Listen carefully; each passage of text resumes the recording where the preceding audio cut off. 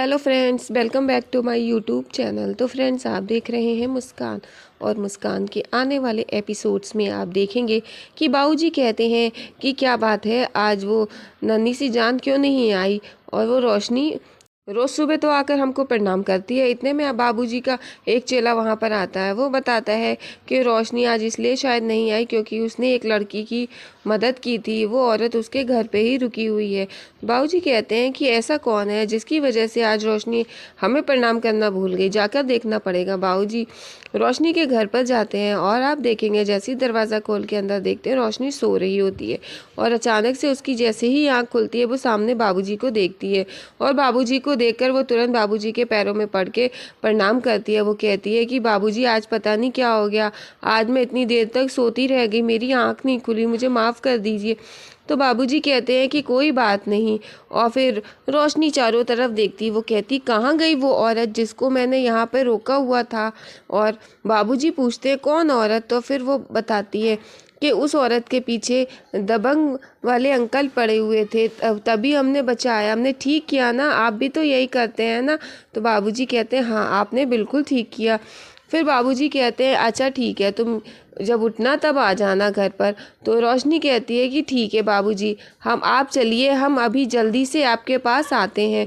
और फिर बाबूजी को वो बताती है कि वो औरत बिल्कुल रेलगाड़ी की तरह है, हर समय भागती ही रहती है।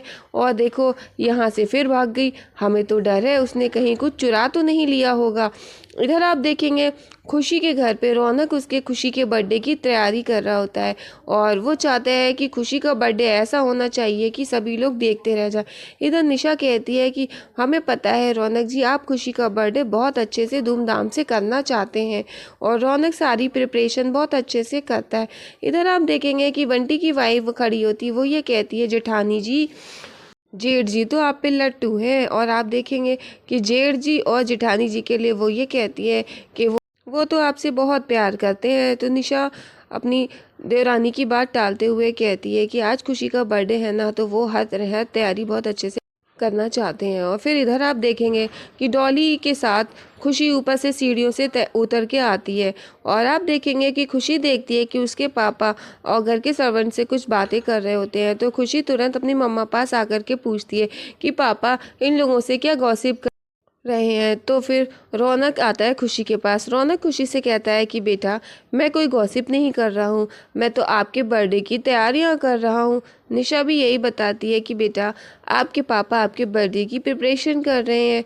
और खुशी ये सुन कर के बहुत खुश हो जाती है। और इधर आप देखेंगे कि रौनक खुशी के लिए कई सारे गिफ्ट्स लाता है। इधर रोशनी जो होती है वो घर पे होती है। और थोड़ी देर के बाद मुस्कान हाथ में एक प्लेट लेकर के आती है। वो ये कहती है कि रोशनी बेटा, मैं आपके लिए देखो खाने को लाई हूँ। तो फिर रोशनी कहती है कि तुम कहाँ चली गई थी, आपको पता है कि हम ढूंढ रहे थे, आप हमें बिना बताए चली गई। और यहाँ से ऐसे जाना अलाउ नहीं है, आप जानती हैं इस घर की मालकिन मैं हूँ, तो यहाँ पर मेरा हुक्म चलेगा, जैसा मैं कहूँगी वैसा ही होगा। मुस्कान उसकी बातें सुन कर के काफ़ी खुश होती है, मन ही मन उसकी बातों से मज़े ले रही होती है। और आप देखेंगे मुस्कान कहती है कहने को तो ये छोटी सी बच्ची है, लेकिन बिल्कुल अकड़ तो इसकी बड़ों वाली है। और बिल्कुल जैसे रौनक जी थे करते थे बिल्कुल वैसे ही करती है। मुझे तो इसको देखकर रौनक जी की याद आ गई।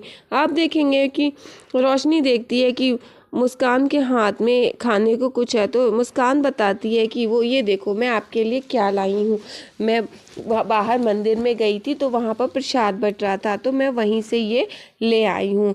और आपको भूख लगी होगी ना। तो रोशनी कहती है अच्छा, ये तो तुमने ठीक किया ना, ये रेलगाड़ी सही स्टेशन पे पहुँच गई। और फिर आप देखेंगे कि मुस्कान रोशनी के साथ बहुत खुश होती है। और फिर वो वहाँ पर प्लेट रखती है और आप देखेंगे जो प्रसाद होता है वो रोशनी को खिलाती है।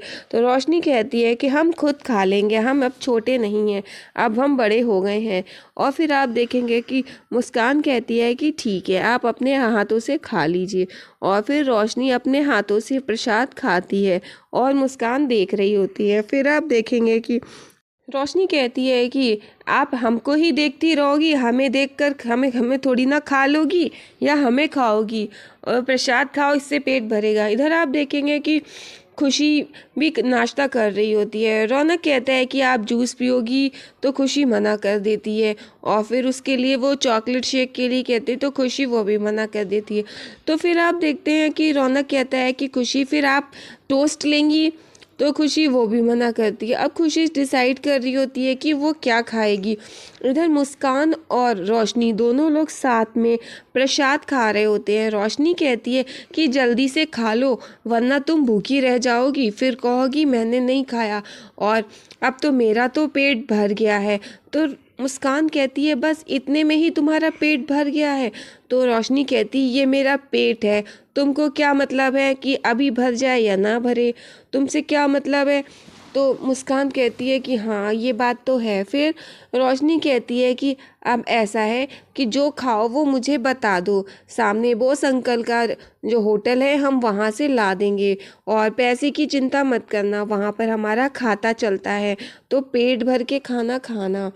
तो मुस्कान कहती है कि ठीक है, और फिर रोशनी पूछती है कि हमें बता दो कि क्या खाना है, और नहीं तो वहाँ पर जाकर पेट भर के खा लेना, तो पेट भी भर जाएगा, और पर पेट खाना, क्योंकि पैसे की चिंता मत करना। तो मुस्कान कहती है कि ठीक है।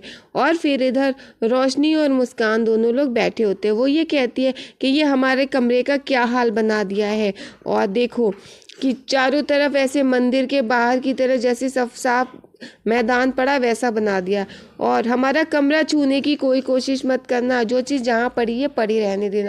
वो सामान सब बिखेर देती है कमरे में फिर से। इधर आप देखेंगे कि खुशी अपने घर में बैठी होती है, और रौनक पूछता है आप अपने बर्थडे पे और क्या गेम लाना चाहती हो। तो खुशी कहती है कि क्या। फिर रौनक को एक आइडिया आता है। फिर रौनक एक मैजिशियन बन के आता है, और आप देखेंगे फिर मैजिशियन बन करके वो जादू करता है। तो खुशी को बिल्कुल भी अच्छा नहीं लगता। खुशी कहती है मेरी फ्रेंड के बर्थडे पे भी यही मैजिक शो हुआ था, मुझे ये बिल्कुल भी पसंद नहीं है। फिर कुछ और। रौनक कहता फिर क्या।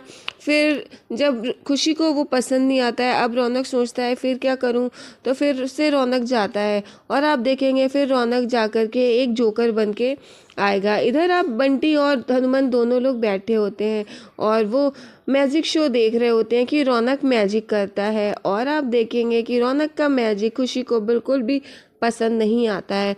और फिर रौनक कहता है अच्छा कोई बात नहीं, और निशा और रौनक कहते हैं कि अच्छा 2 मिनट रुको। फिर खुशी को 2 मिनट रुकने के लिए कहता है वो। इधर आप देखेंगे कि रोशनी अब बाबूजी के पास जाती है, और बाबूजी से को कहती है कि आपने कहा था ना मेरे पास आना, लो मैं आ गई। और फिर बाबूजी ने उसे बुलाया होता है। बाबूजी कहते हैं हम तुम्हें गिफ्ट देने के लिए बुला रहे थे।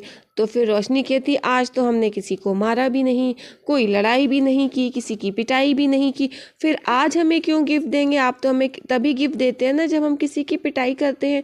तो बाबूजी कहते हैं कि हाँ लेकिन आज तुम्हारा खास दिन है, इसीलिए हमने तुम्हें बुलाया है तुम्हें गिफ्ट देने के लिए। तो वो मना करती है। वो कहते हैं कि आज तुम्हारा बर्थडे है, तुम्हारा जन्मदिन है।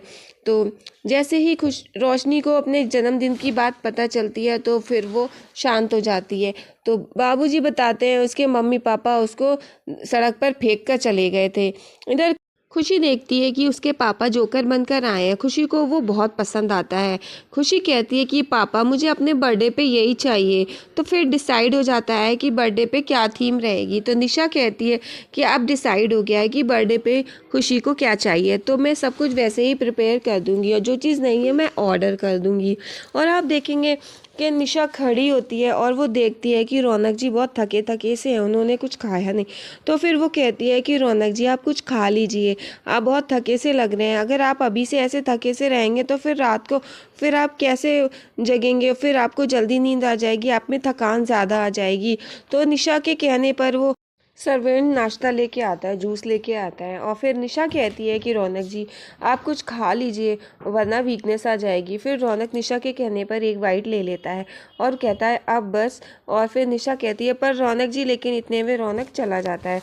फिर इधर आप देखेंगे कि बाबूजी रोशनी से कहते हैं कि ये गिफ्ट तो आपको लेना ही पड़ेगा। आपको पता है आपके मम्मी पापा आपको पैदा करके सड़क पर फेंक गए थे, और वहाँ से मैं आपको उठाकर लाया, मैंने आपको अपने घर पर रखा, मैंने पाला पोसा बड़ा किया आपको, और तो फिर रोशनी कहती है कि बाबूजी मुझे पता है कि आपने ही मुझे पाला पोसा है और आपके मुझ पर बहुत एहसान है, मैं आपकी एहसानमंद हूँ। और फिर रोशनी रोने लगती है तो बाबूजी कहते हैं कि चलो तुम मानती हो ना, तुम मेरी एहसानमंद हो। तो वो कहती है कि हाँ मैं आपकी एहसानमंद हूँ। और फिर बाबूजी उससे कहते हैं ये गिफ्ट तो तुम्हें लेना पड़ेगा, मेरे कहने पर भी नहीं लोगी। तो फिर रोशनी बाबूजी के कहने पर वो गिफ्ट ले तो लेती है, लेकिन उसे बहुत बुरा लगता है। वो कहती है कि बाबूजी आज का दिन आप मुझे मत याद दिलाया करिए, आज का दिन मेरे लिए खुशी का नहीं होता है। और फिर बाबूजी कहते हैं ये गिफ्ट तुम ले लो। वो गिफ्ट तो ले लेती है और गिफ्ट लेकर वहाँ से भाग कर जाती है। और इधर सर जी ये मन में सोचते हैं कि मुस्कान, मैं तेरी बेटी के अंदर इतनी नफरत भर दूंगा कि जितनी मैं तुझसे नफरत करता हूँ उससे कई ज़्यादा तेरी बेटी तुझसे नफरत करेगी। और फिर रोशनी वहाँ से अपना गिफ्ट लेकर बाहर जाती है। वॉचमैन बाहर खड़ा होता है, वो गिफ्ट वहीं बाहर फेंक देती है और रोने लगती है। और फिर वो मन में सोचती है कि मैं ये दिन कभी नहीं मनाऊंगी, मैं ये गिफ्ट नहीं ले सकती हूँ। और फिर वॉचमैन खड़ा देख रहा होता है, रोशनी को बहुत रो रही होती है। और फिर रोशनी वॉचमैन से कहती है कि अंकल आपके पास माचिस है? तो वो कहता है कि हाँ है। तो फिर वो कहती है कि माचिस जरा निकालना। तो वो ही कहता है पर क्यों? तो फिर रोशनी कहती है निकाल रहे हो कि नहीं कि मैं बाबूजी को बुलाऊं? तो फिर वो कहते हैं कि निकाल रहा हूँ। और निकालते हैं फिर रोशनी कहती है इस गिफ्ट में आग लगा दो। और फिर वो वॉचमैन लगा देता है। इधर धुआं उड़ता है, इधर आप देखेंगे खुशी के अंदर दम घुटने लगता है। खुशी को ऐसे लगता है कि उसको सांस लेने में प्रॉब्लम हो रही है। और इधर जो रोशनी गिफ्ट जला रही होती है उसके धुएं से रोशनी को कोई प्रॉब्लम नहीं होती, लेकिन खुशी को प्रॉब्लम होने लगती है। इधर रोशनी रो रही होती